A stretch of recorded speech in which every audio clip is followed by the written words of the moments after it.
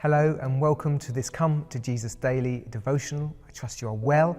Today we continue in the Gospel of Luke, exploring who Jesus is. And today's devotional is entitled, No Prophet is Accepted in His Hometown. Let's read from Luke 4:23-30. Jesus said to them, Surely you will quote this proverb to me, Physician, heal yourself. And you will tell me, do here in your hometown what we have heard that you did in Capernaum. Truly I tell you, he continued, no prophet is accepted in his hometown. I assure you that there were many widows in Israel in Elijah's time when the sky was shut up for 3.5 years. There was a severe famine throughout the land, yet Elijah was not sent to any of them, but to a widow in Zarephath, in the region of Sidon.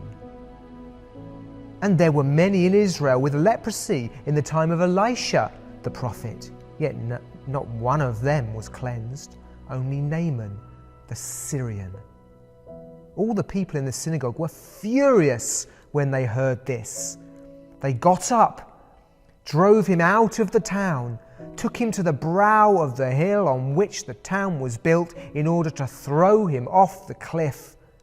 But he walked right through the crowds and went on his way. That's Luke 4:23-30. What's today's lesson? Jesus comes to anyone who will receive him. It's very simple. Jesus will come to anyone who will receive him. I'm sure we've all had the experience of finding it hard to adjust our relationship and our view of someone whom we've seen grow up from a small child to become an adult, and maybe this person now has some ability and authority.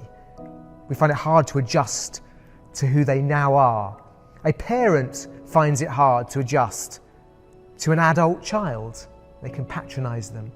Many find it hard to respect young police officers or teachers, etc. This was Jesus' experience in his hometown. As we saw yesterday, over-familiarity led many to disrespect Jesus. But we can allow over-familiarity to rob us also of worship and expectation, just like them. Jesus reveals his prophetic insight into their demeaning attitude towards him by saying, Surely you will quote this proverb to me, Physician, heal yourself, and you will tell me, do here in your hometown what we have heard that you did in Capernaum. In saying, Physician, heal yourself, they are saying, as a physician should use his powers in his own life and those closest to him first, so Jesus should do miracles, the miracles he's done elsewhere, in his hometown, in Nazareth, as a priority. Underlying their desire for miracles, though, is unbelief. They're not sure that they believe what they've heard about him, and will only do so if he works signs among them.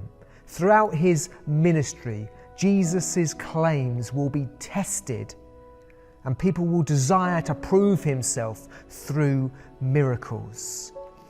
Jesus further confronts their unbelief and rejection, and anticipating his rejection by the Jewish authorities as he quotes another proverb. Truly I tell you, he continued, no prophet is accepted in his own hometown.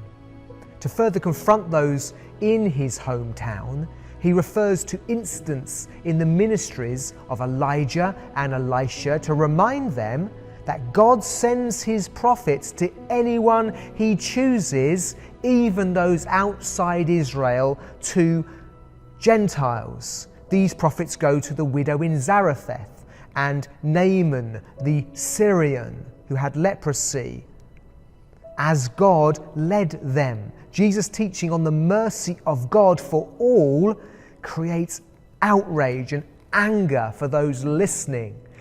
It reveals their self-righteousness and bigoted attitudes to those beyond their own borders.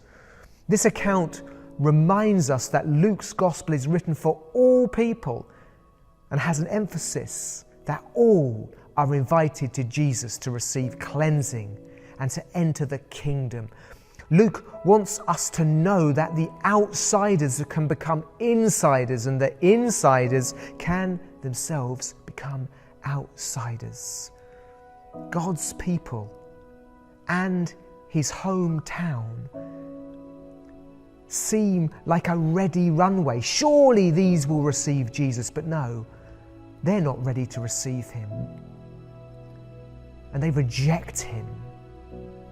We read all the people in the synagogue were furious when they heard this. They got up, drove him out of the town, took him to the brow of the hill on which the town was built in order to throw him off the cliff. But he walked right through the crowd and went on his way. Here, Jesus does get a chance to test or prove God's protection. Satan had misused Psalm 91, if you remember, when he tempted Jesus to throw himself off of the temple in Luke 4:9-13. But here, Jesus shows us that God will indeed keep his promise of protection without our need to test him. So in response, Jesus comes to anyone who will receive him. In our evangelism, let's be sure that we don't limit God's ability or his mercy, his willingness to save to people that we judge as most ready. Salvation by grace means that the invitation goes out to all, and it's often the most unlikely who enter the feast.